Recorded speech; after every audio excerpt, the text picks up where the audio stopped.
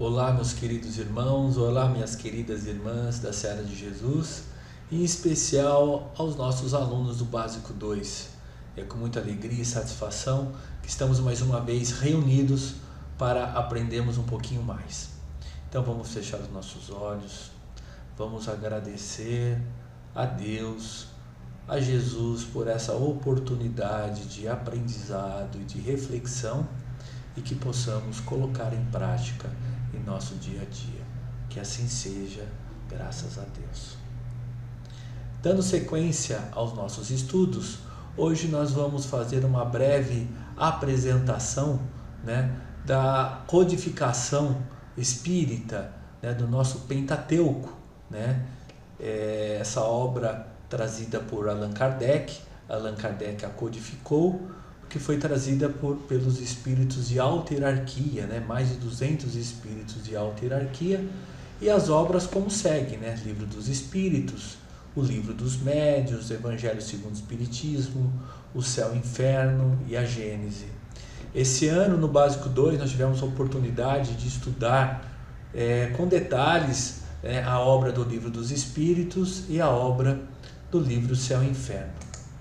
Como nós podemos verificar aqui, o Livro dos Espíritos é a espinha dorsal da nossa codificação. Então, através dele, das perguntas e respostas, das 1019 questões, depois atualizada, 1019 questões, surgiram depois as outras obras, como nós estamos vendo aqui.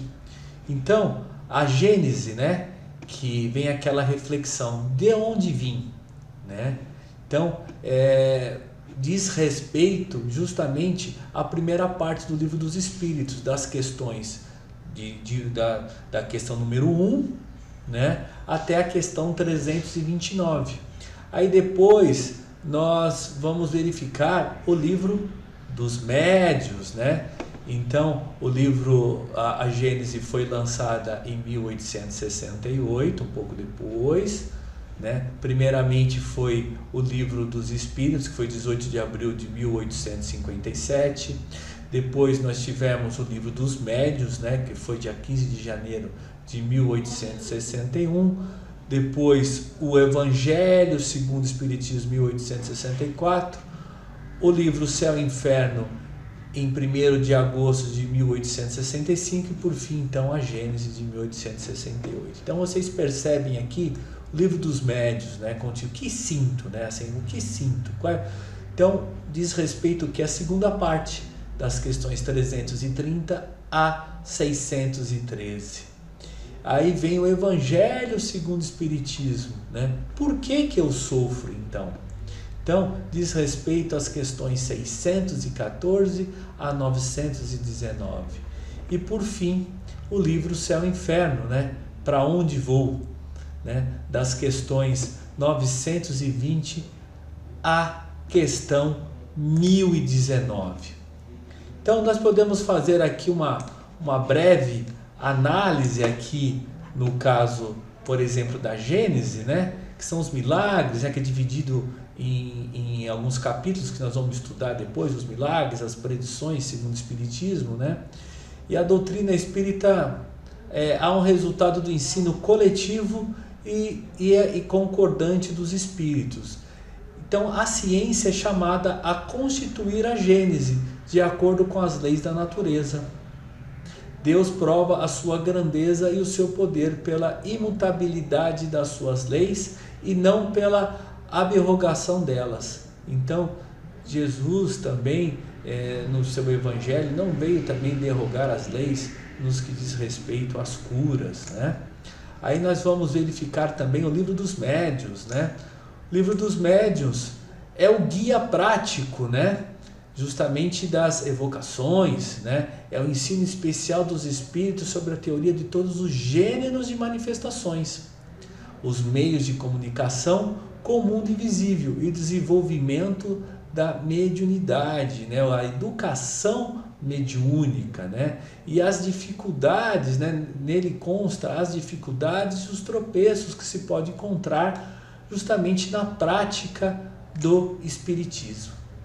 Aí nós vamos ver também o Evangelho segundo o Espiritismo. O Evangelho segundo o Espiritismo, né? No início foi dado, Kardec queria intitular como a imitação do Evangelho, né? Também é um dos temas, imitação do Evangelho segundo o Espiritismo. Mas depois, posteriormente, acabou se chamando apenas o Evangelho segundo o Espiritismo. Então, nessa obra encontra-se o quê? A explicação das máximas morais do Cristo em concordância com o Espiritismo e suas aplicações às diversas circunstâncias da vida. Nesta obra, nós vamos destacar o que? A fé inabalável, né? E só através da fé, né, que se pode encarar frente a frente a razão, né? Em razão da fé inabalável, né? Frente a razão em todas as épocas da humanidade. Nós vamos ver também o livro Céu e Inferno, ou seja, também era outro título, o Céu e Inferno ou a Justiça Divina segundo o Espiritismo. Aí nessa obra nós vamos ver um exame comparado das doutrinas sobre a passagem da vida corporal à vida espiritual, sobre também as penalidades e recompensas futuras. Vamos falar bastante sobre anjos e demônios e sobre as penas, né? Nós falamos muito esse ano sobre esses temas, né? Então, meus irmãos, nós estamos aqui dando apenas uma passada, né? Uma resumida para despertar o interesse também de outros irmãos a conhecerem as obras do Espiritismo, a nossa base, né? A base espírita, né? Que é o nosso Pentateuco. É lógico que é a base de tudo, da onde também vai se desdobrar, né, os 400 livros psicografados por Chico Xavier, através de Emmanuel, né, outra fonte rica do nosso Espiritismo. Então, podemos também entender que o Livro dos Espíritos é a obra básica da doutrina, onde encontramos todo o aspecto filosófico do Espiritismo. Então, através de perguntas e respostas, né, ditados por espíritos, respondidos por espíritos de alta hierarquia. Aí nós vamos encontrar na Gênese e no Livro dos Médiuns o aspecto científico do Espiritismo, né, que desenvolve nessas duas obras. Aí o aspecto religioso, né, que podemos dizer assim, religioso, porque nós já estudamos que o Espiritismo não é religião, no aspecto que nós conhecemos como religioso, que nós não possuímos um rito, mas como nós falamos das leis morais do Cristo, podemos entender como aspecto religioso.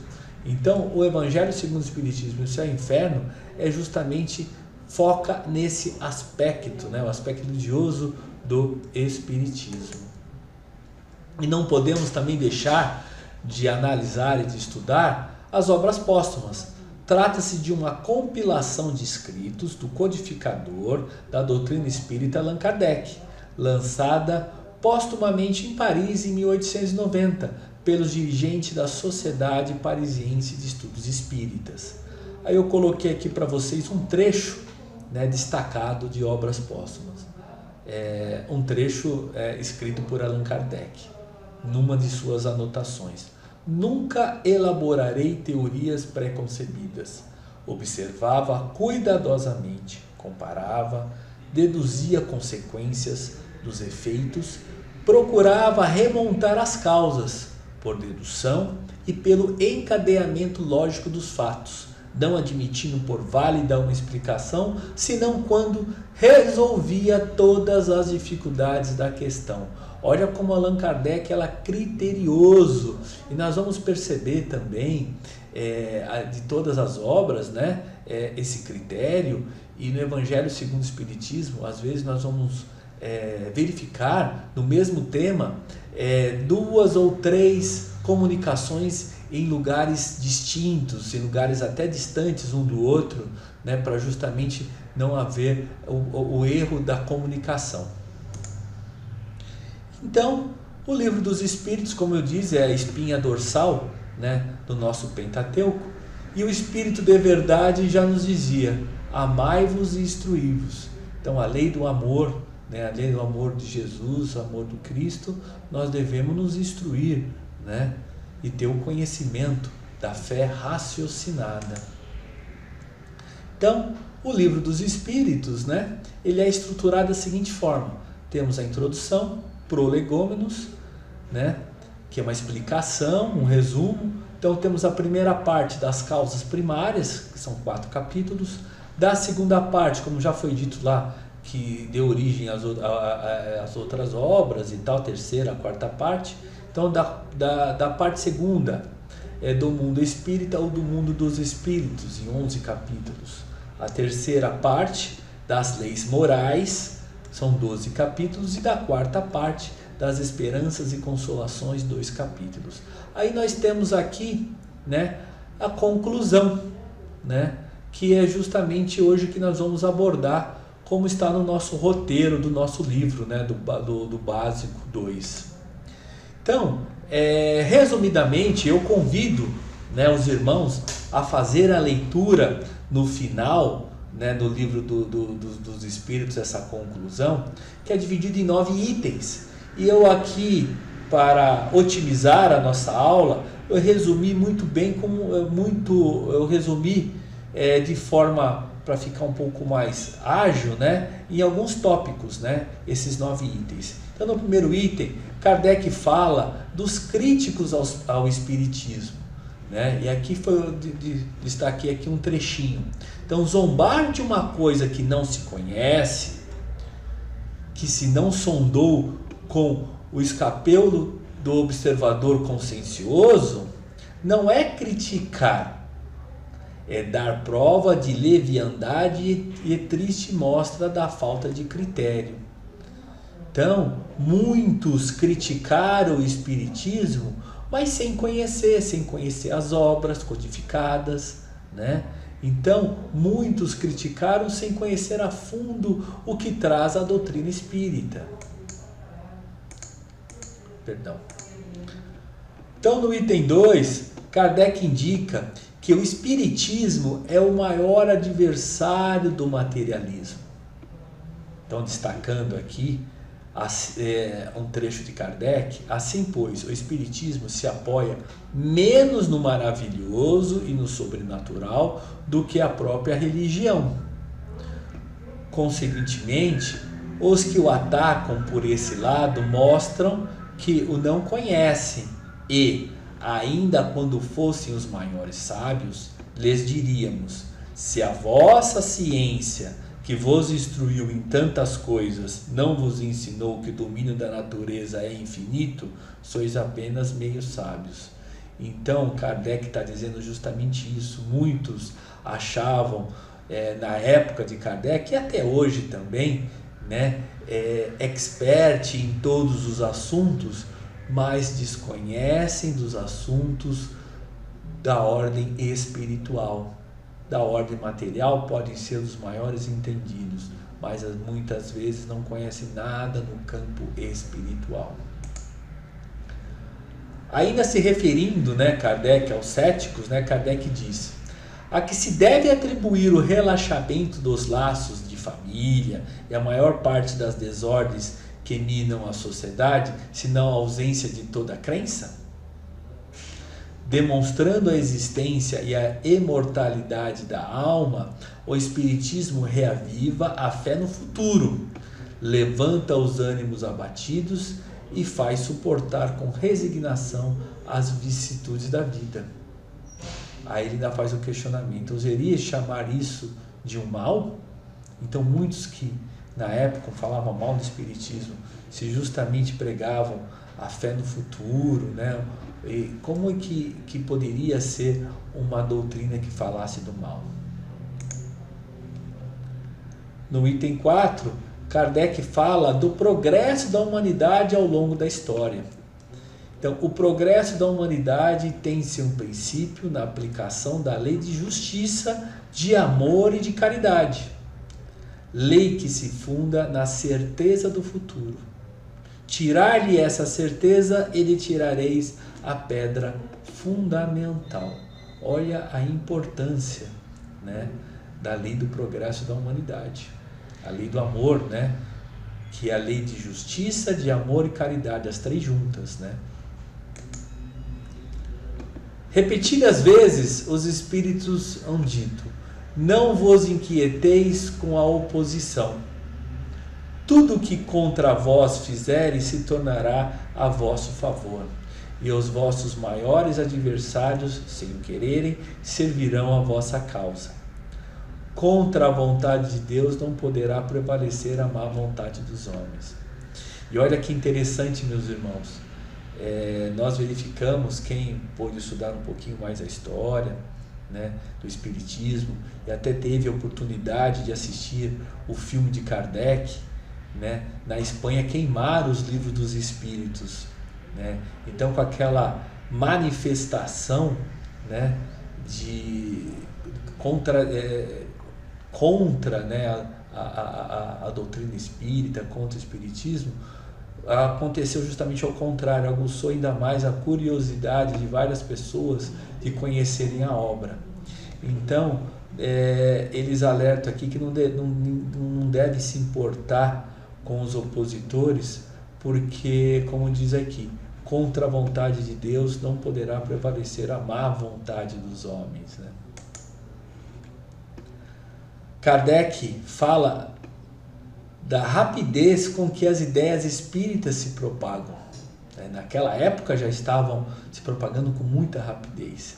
E ele dividiu aqui em 3 períodos distintos, né, e apresenta o desenvolvimento dessas ideias. O primeiro, né, justamente quando se depara com a doutrina, o primeiro é o da curiosidade, que é a singularidade dos fenômenos produzidos desperta.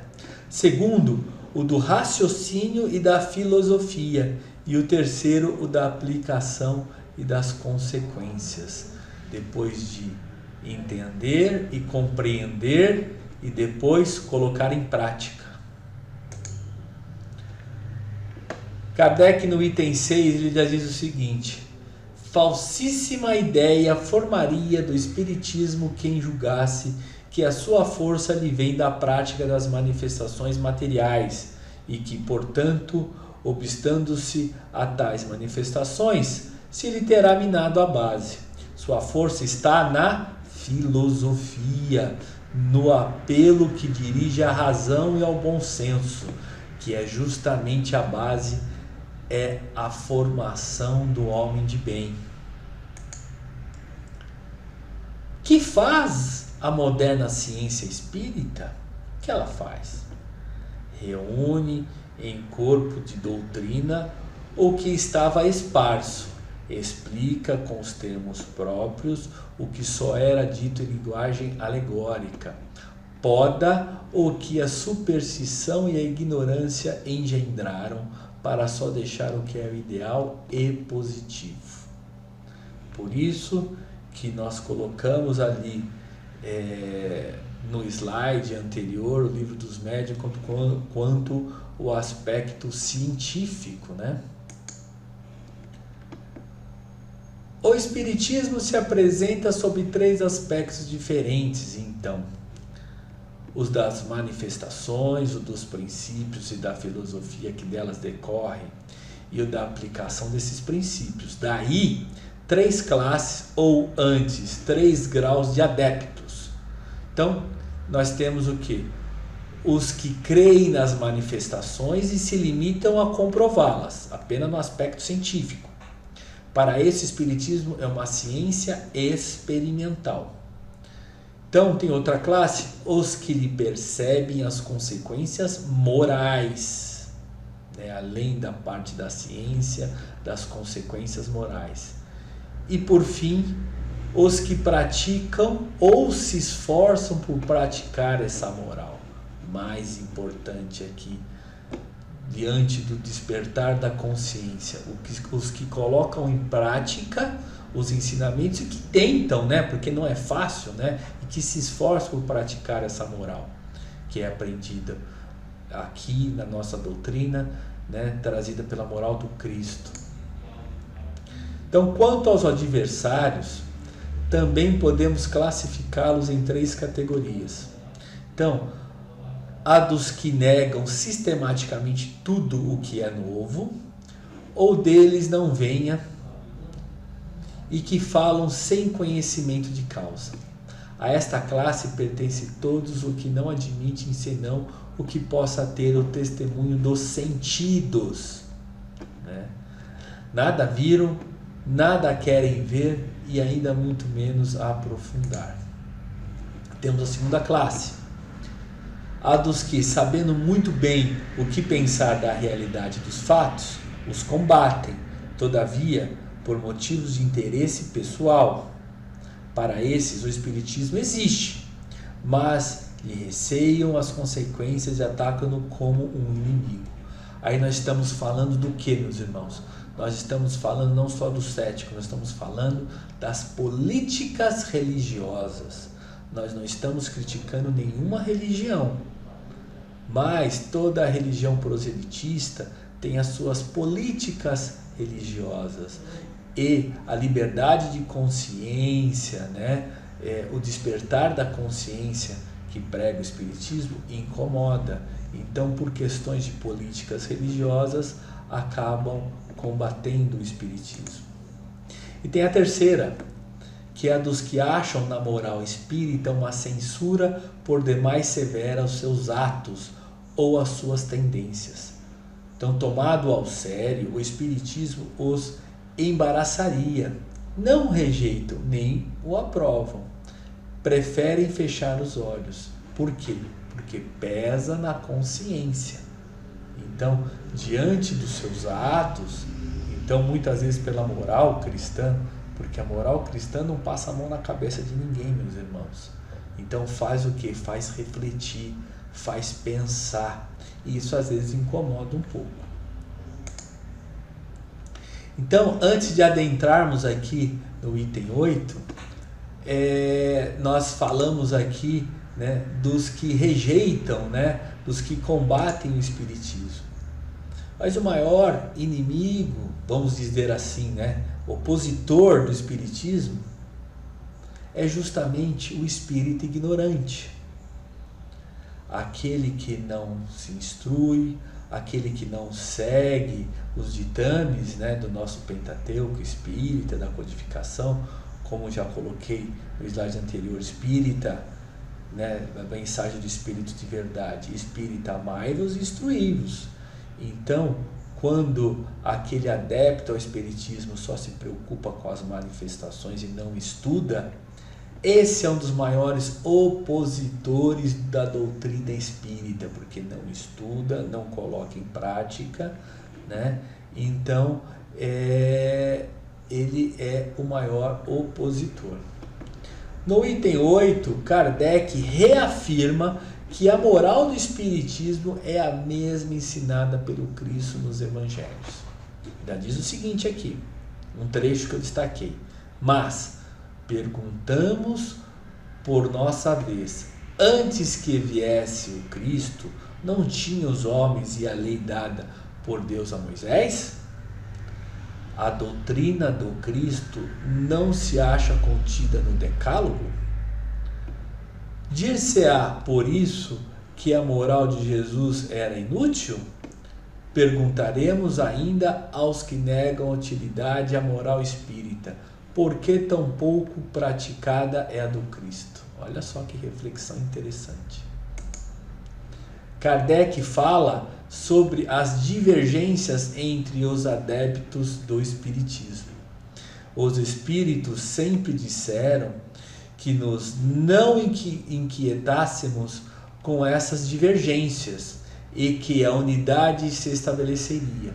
Ora, a unidade já se fez quanto a maioria dos pontos e as divergências tendem cada vez mais a desaparecer. E essas divergências, né, justamente irão desaparecer a partir do momento que os adeptos vão compreendendo ainda mais, estudando ainda mais a base do Espiritismo, que é justamente o que nós estamos trazendo hoje, que é do nosso Pentateuco Espírita, que é a base. Então, sobre as questões relacionadas às divergências, reproduz um conselho de Santo Agostinho.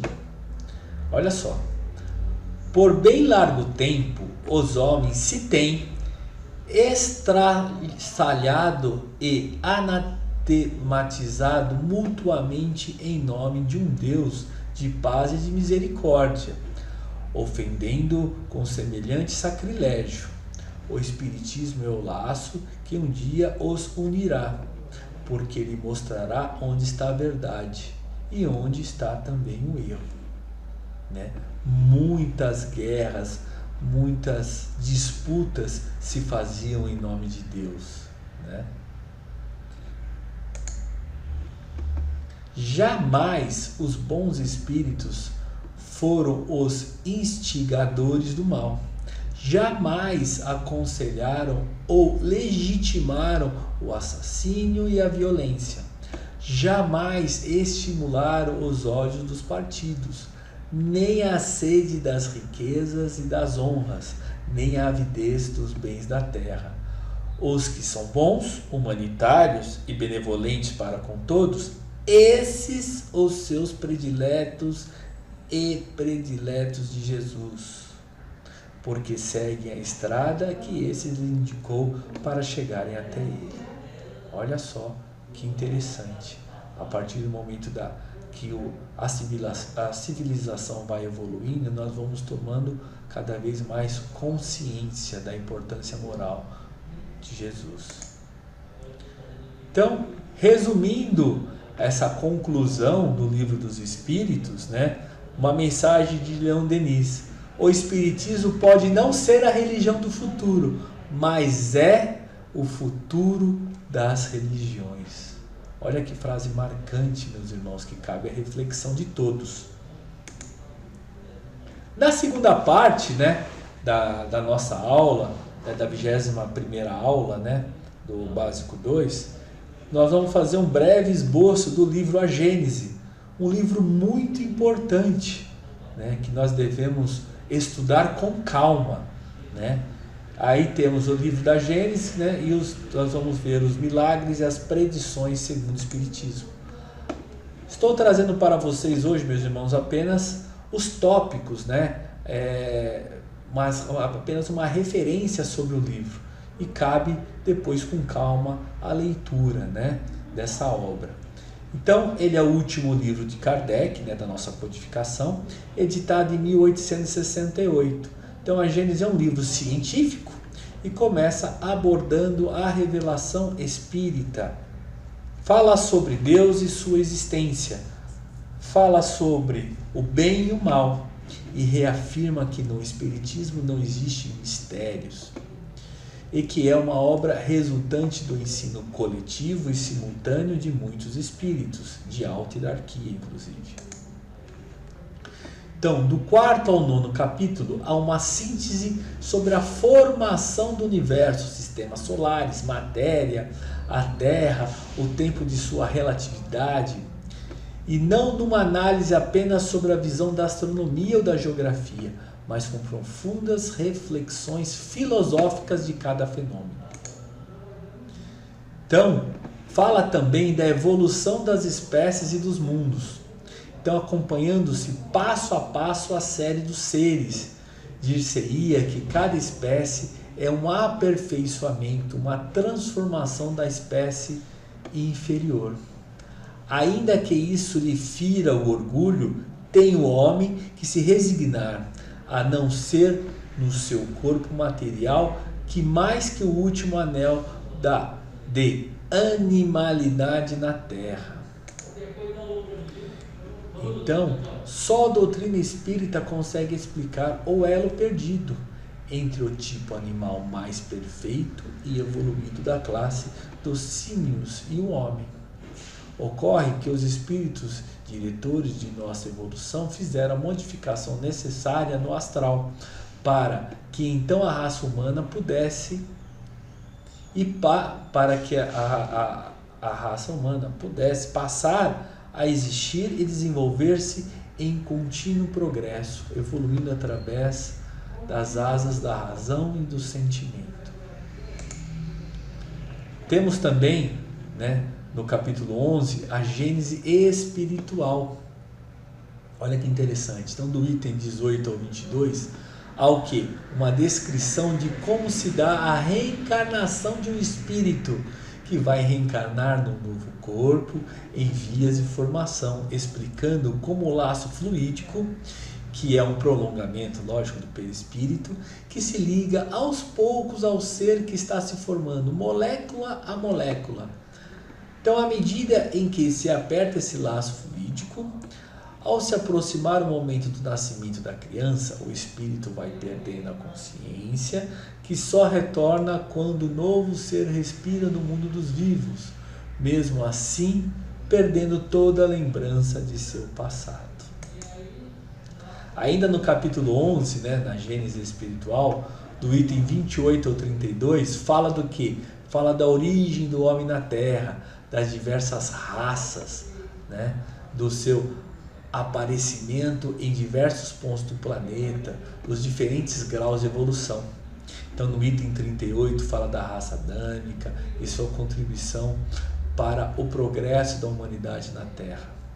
E é a explicação da doutrina dos anjos decaídos, pois foi formada por espíritos adiantados intelectualmente que vieram a reencarnar na Terra ainda primitiva aos seres expulsos do seu planeta de origem, que subiria um degrau na evolução dos mundos. Nós vamos também ver Missionários da Luz, e também na obra Exilados de Capela, referente justamente a essa gênese espiritual.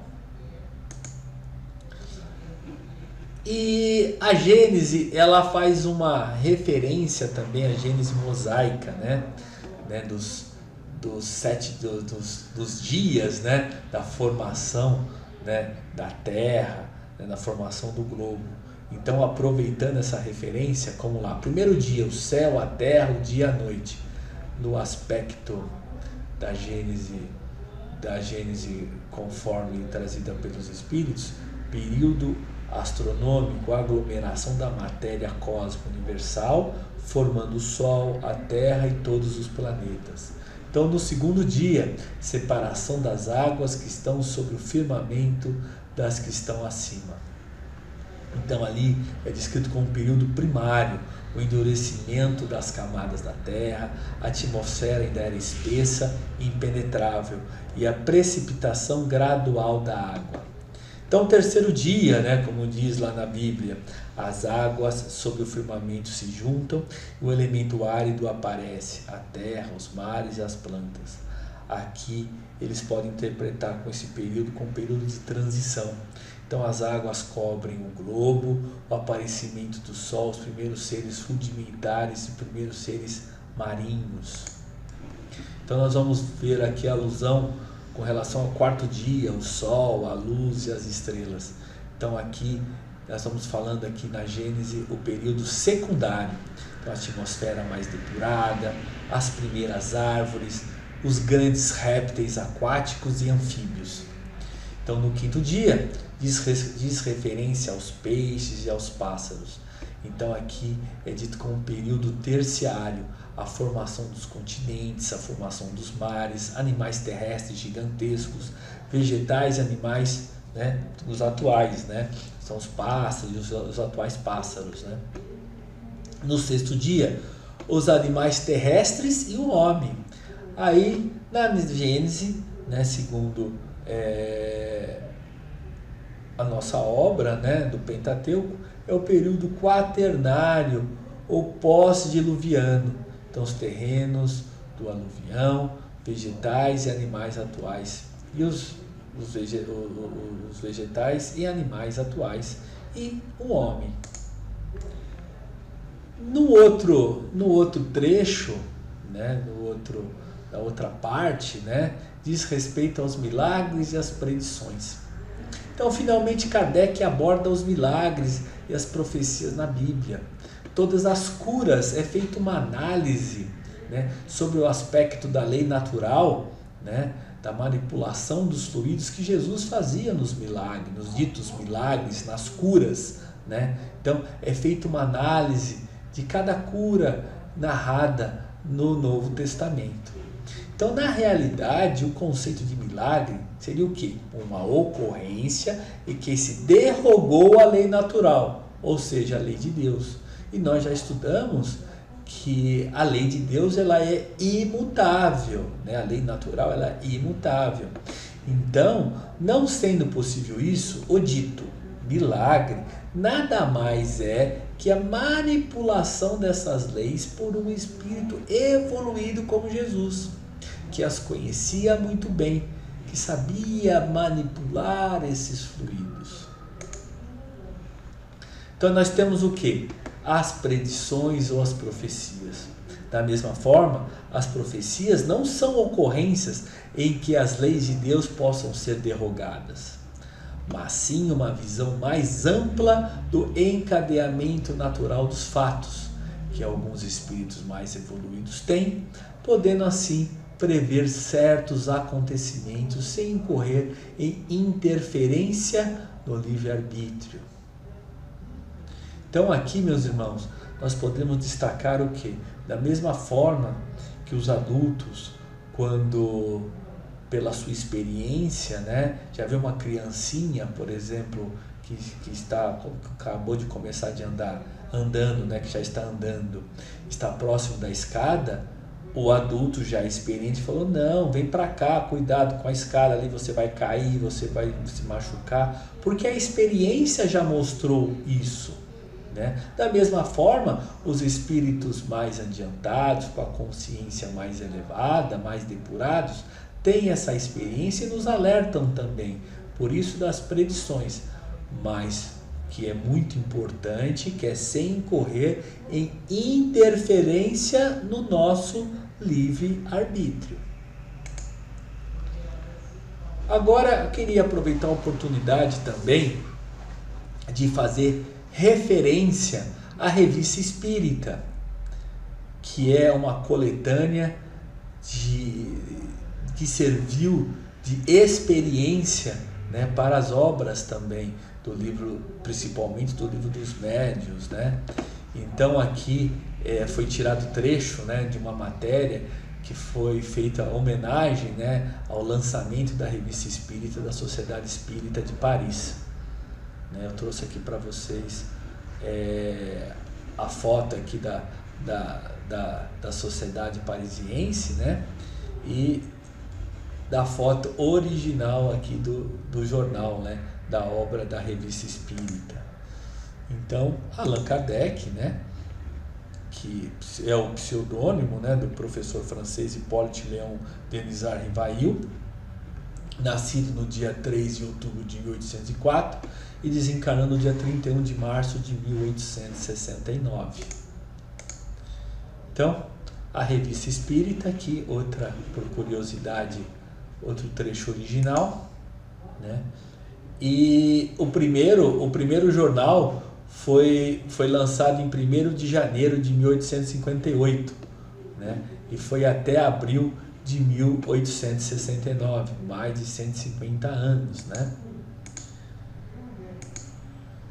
Então, olha que interessante, né? Das 12 edições, foram 4.409 páginas de luz, escritas sem interrupção, durante 11 anos e 4 meses, cujos 12 volumes contêm nada menos que 1.453 artigos doutrinários, e infelizmente quase desconhecido dos espíritas, né? Então, eram mais de 125 artigos por ano. E nós, meus irmãos, na Seara de Jesus, na nossa biblioteca, todas as obras da biblioteca, os irmãos conseguem fazer carga, né? Levar para sua casa, né? Estudar, mas nós temos lá essa obra completa dos 12 volumes da Revista Espírita, mas por questões de cuidado, né, nós só disponibilizamos para leitura no local. Nós não, até por questões de cuidado, que só temos essa coletânea, né, nós não emprestamos, né, mas todos os irmãos podem ter acesso a essa coletânea completa que está na nossa biblioteca para dar uma olhada, e também, né, com o advento dessa tecnologia, da internet, vocês também conseguem baixar em PDF a coletânea completa. Trouxe aqui para vocês uma curiosidade do manuscrito, quando Kardec foi de próprio punho, né?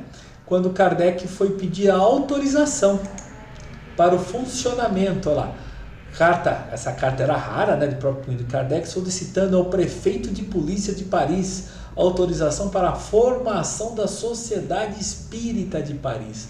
Olha que interessante, né? Essa foto dessa carta original de Kardec solicitando o que? A abertura da Sociedade Espírita de Paris.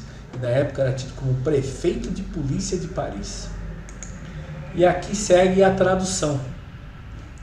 Ao senhor prefeito de polícia da cidade de Paris. Senhor prefeito, os membros fundadores do Círculo Parisiense de Estudos Espíritas, que solicitam junto a vós a autorização necessária para constituir-nos em sociedade, temos a honra de pedir-vos que consistais permitindo-nos reuniões preparatórias enquanto esperamos a autorização regular.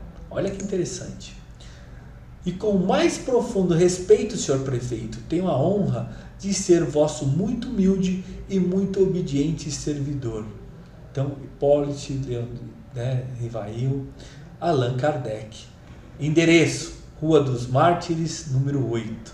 Olha que interessante. Então, meus irmãos, é isso. Hoje nós fizemos uma aula um pouco mais explanativa, né? Não é uma aula muito reflexiva, mas podemos aí ter como curiosidade, né? Um resumo das obras de Kardec, né? Da base, né? Do nosso Pentateuco, né? E convido os irmãos a fazerem as leituras de alguns trechos das revistas espíritas e conhecer um pouco mais as outras obras, como a Gênese, né? Livros que nós poderemos estudar à parte, com calma, né? Fora da rotina dos nossos cursos. Então vamos agradecer essa oportunidade, né, de estarmos aqui reunidos e lembrando de uma frase que quando todos os homens estivessem convencidos de que Deus é o mesmo para todos e que esse Deus é soberanamente bom e justo, nada pode querer de injusto. E que o mal vem dos homens e não de Deus. E quando os homens se olharão como os filhos de um mesmo Pai, aí eles vão se estender uma mão um para os outros, né? Com muita fraternidade, com muito amor. Então vamos agradecer essa oportunidade, mais uma vez, de estarmos juntos e que Jesus nos proteja e nos abençoe hoje, amanhã e sempre. Fique com Deus. Boa tarde, boa noite e bons estudos.